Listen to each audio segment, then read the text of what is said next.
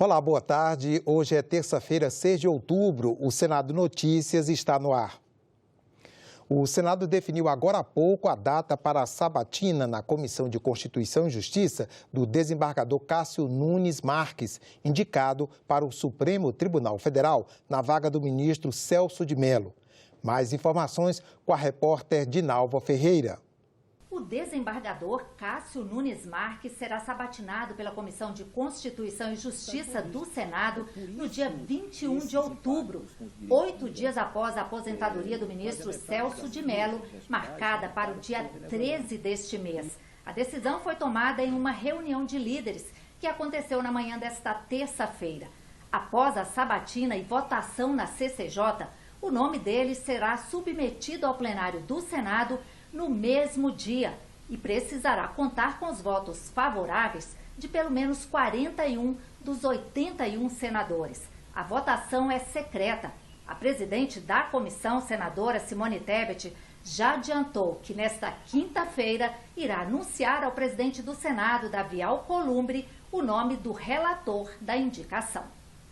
Os líderes do Senado também decidiram fazer novo esforço concentrado para a realização de sabatinas de indicados a cargos públicos nos dias 19, 20 e 21 de outubro. Várias comissões e também o plenário vão se reunir durante esses dias de forma semipresencial. O Senado tem sessão plenária hoje, marcada para as 4 da tarde. Na pauta está uma medida provisória que prorroga o prazo para que a indústria automobilística apresente projetos de novos produtos e, com isso, possam adquirir créditos presumidos do imposto sobre produtos industrializados. O texto da medida estende o prazo para que empresas automotivas do Norte, Nordeste e Centro-Oeste tenham acesso ao crédito presumido do IPI para projetos de novos produtos ou modelos. Os valores podem ser descontados do PIS e COFINS até 2025. Incentiva as empresas que se instalem no Brasil, nessas regiões, para que se invista em inovação e tecnologia com os patamares estabelecidos. O grande contraponto é que isso vai ser abatido no PIS e COFINS, né? Então, a classe trabalhadora, os trabalhadores em si, vão receber a menor dessa contribuição. Se é uma forma de incentivar a inovação, pelo lado social, isso vai ser um custo.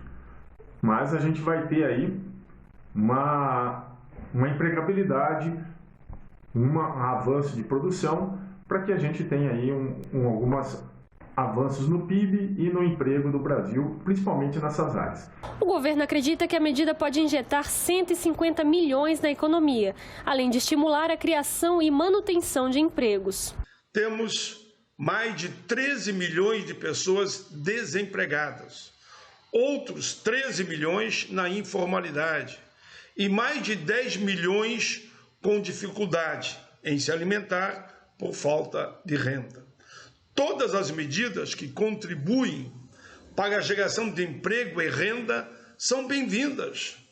Apresentei emenda para que as empresas beneficiadas sejam obrigadas a preservar o quantitativo de empregados em número igual ou superior ao que tinham no início da pandemia. Para compensar a renúncia fiscal, o texto prevê a cobrança de imposto sobre operações financeiras, chamado IOF, em operações de crédito que utilizem recursos do Fundo Constitucional de Financiamento do Centro-Oeste. A necessidade e a urgência de uma reforma tributária para o Brasil foram reafirmadas nesta segunda-feira em reunião da comissão mista que analisa o tema. Os parlamentares ouviram e fizeram perguntas a pessoas que ajudaram a formular as 3 propostas que tramitam no Senado e na Câmara. Representantes dos órgãos que formularam as 3 proposições relativas à reforma tributária que tramitam no Congresso debateram com parlamentares na comissão mista sobre o tema. Logo que a palavra foi dada aos senadores, foram feitos questionamentos duros sobre o possível fim da dedução de gastos com saúde e educação no imposto de renda. Vocês vão acabar mesmo com a declaração simplificada do imposto de renda? Isso vai impactar para 17 milhões de pessoas. E, efetivamente, a intenção do governo federal acabar com a dedução do imposto de renda da saúde e educação, ao invés de tributar lucros e dividendos, vamos massacrar ainda mais a classe média? Em relação às questões que foram levantadas pelo senador Major Olímpio, da declaração simplificada, e em relação também à questão das outras deduções, relativas às deduções da pessoa física, bem como a tributação das pessoas jurídicas, de lucros e distribuição de lucros e de dividendos, iremos discutir quando do encaminhamento das propostas e após as decisões que vão ser tomadas em relação ao conjunto dessas outras propostas de reforma tributária. Mas houve respostas e informações sobre outros aspectos das propostas de reforma tributária. A PEC 110 de 2019, que está sendo analisada pelo Senado, acaba com 9 tributos e cria 2 impostos sobre bens e serviços. Já a PEC 45 de 2019, que está na Câmara, acaba com 5 tributos e também cria impostos sobre bens e serviços. Há ainda um projeto de lei do Poder Executivo que substitui o PIS e a COFINS por uma nova contribuição sobre bens e serviços, com alíquota de 12%. Nós não estamos somente acabando com o PIS e COFINS, estamos criando uma nova modalidade dentro de um preceito, de um conceito de um IVA moderno, né, propiciando o fim total da cumulatividade, o aproveitamento integral dos créditos e a desoneração das cadeias voltadas para a exportação. A aprovação da CBS para substituir as contribuições ao PIS e à COFINS poderiam representar um ganho de produtividade de 0,2% a 0,5%, aumentando o PIB per capita em até 1%, o que representaria um adicional de renda individual para cada um dos brasileiros de até R$ 345, além de uma geração de empregos potencial entre 142 e 370 mil novos postos de trabalho. O principal motivo para fazer a proposta de reforma tributária é o grande impacto que essa proposta tem sobre o crescimento. Tem um estudo do economista Braulio Borges que estima o aumento do PIB potencial do Brasil em 20 pontos percentuais em 15 anos. Eu peço que libere, então, a compartilhamento de tela, por gentileza, mesmo com o Plano Real, que foi sensacional para combater a inflação, a reforma trabalhista, previdenciária, que foram fundamentais para a diminuição dos gastos, o Brasil continua com problema. Aqui a sequência histórica, desde 65, com a emenda constitucional 18 até hoje. De 88 para cá, que foi feita a maior confusão com a criação fatiada de 17 reformas que o governo federal patrocinou, aumentou a carga tributária de 10% a 12% do PIB, mais de 90%, quase 100% para ela. Então, o que ela gerou, esse sistema? Todas essas iniquidades que estão aqui, que são os efeitos indesejáveis. Baixíssimo crescimento, desigualdade a maior do mundo, redução da arrecadação e aumento incessante de alíquotas de impostos. Um projeto de lei apresentado no Senado quer garantir maior representatividade de negros e mulheres nas publicidades financiadas com dinheiro público federal. Segundo dados da Pesquisa Nacional por Amostra de Domicílios Contínua, realizada pelo Instituto Brasileiro de Geografia e Estatística do ano de 2019, 56,2% das pessoas se declararam pretas ou pardas e 51,8% eram mulheres. Um projeto de lei apresentado pelo senador Fabiano Contarato prevê que campanhas publicitárias financiadas com recursos públicos federais devem apresentar pelo menos 56% de pessoas pretas ou pardas e 51% de mulheres. A proposta do senador Contarato foi inspirada em uma lei semelhante do Estado do Espírito Santo, em vigor desde agosto desse ano. A Constituição Federal é clara: todos somos iguais perante a lei. Mas será que isso efetivamente ocorre no Brasil? Tenho certeza que não. Nós temos uma dívida eterna com os negros e pardos. Por isso, apresentei um projeto de lei para determinar que nas propagandas publicitárias da União seja incluído o percentual de negros e mulheres, na certeza de que, assim agindo, estaremos cumprindo um mandamento constitucional. Para quem sabe um dia, teremos a convicção de que todos somos iguais perante a lei. O Grupo de Estudos de Ação Afirmativa da Universidade do Rio de Janeiro realizou uma pesquisa que analisa a diversidade racial e de gênero na publicidade brasileira desde 1987 até 2017. O levantamento indicou que as mulheres figuraram em mais de 40% nas peças publicitárias dos últimos 10 anos. E as pessoas negras e indígenas representaram cerca de 16% nessas publicidades. A forma que essas pessoas são representadas também foi analisada pelo estudo. Nós observamos que mulheres brancas são mais fortemente associadas à preocupação com a aparência, à preocupação com a beleza, enquanto pretos e pardos, tanto homens como mulheres, são representados mais associados a trabalho manual, a trabalhos artísticos e, no caso dos homens negros, particularmente, também a esportes. Então, existe aí um descompasso entre a população brasileira e a forma como a publicidade representa essa população, o que não deixa de ser sintomático, né? A gente vê que existe uma naturalização da hierarquia de raça e de gênero na publicidade, uma vez que a gente acaba se acostumando a ver, de certa forma, mais de 80% de modelos brancos na publicidade ao longo de décadas, né? Para esse ator, o projeto de lei, além de melhorar a representatividade, também trará benefícios para os artistas e modelos negros.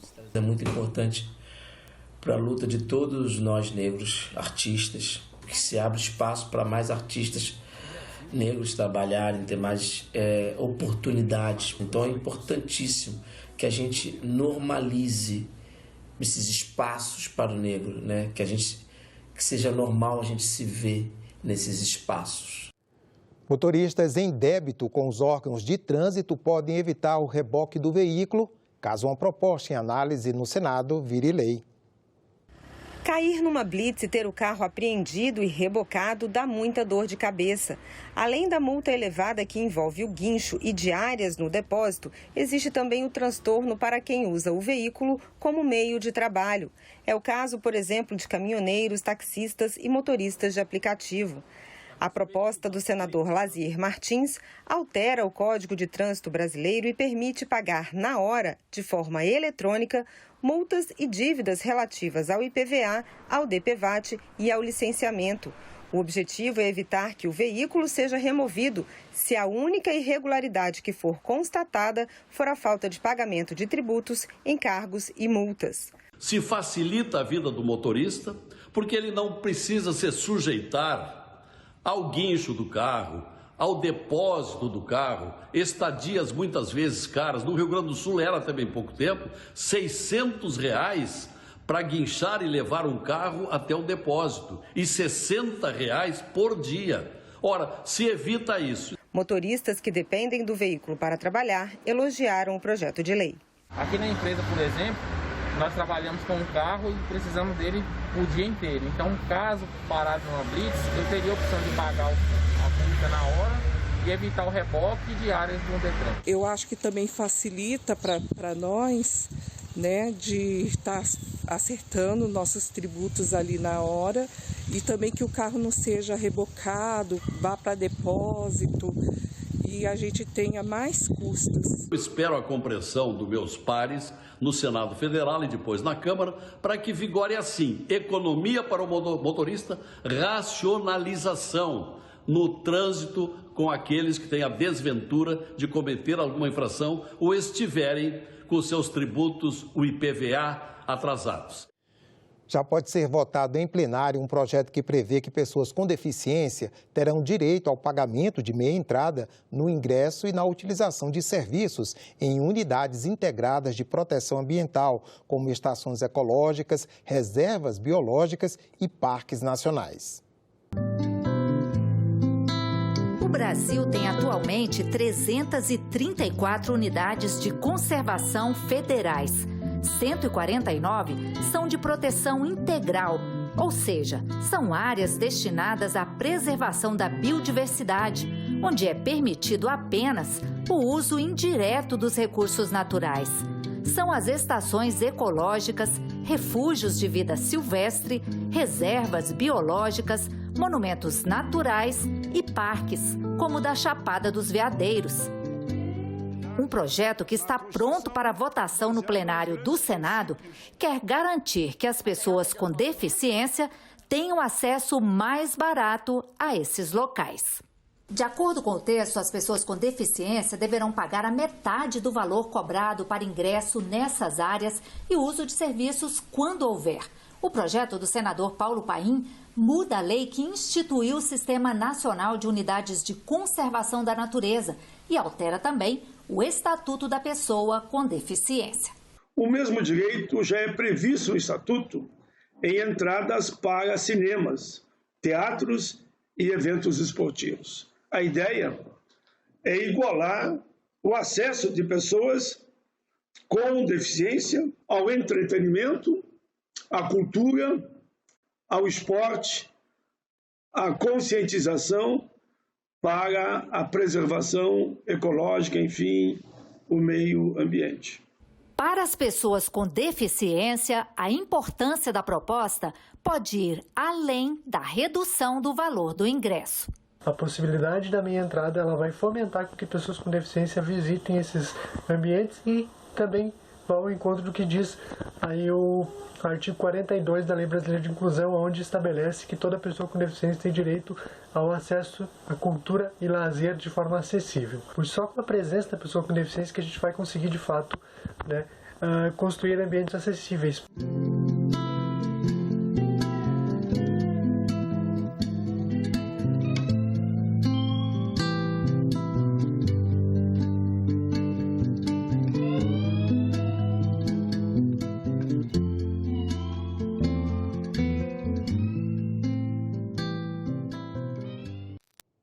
Ficamos por aqui. Você pode rever as reportagens desta edição na nossa página na internet, senado.leg.br/TV.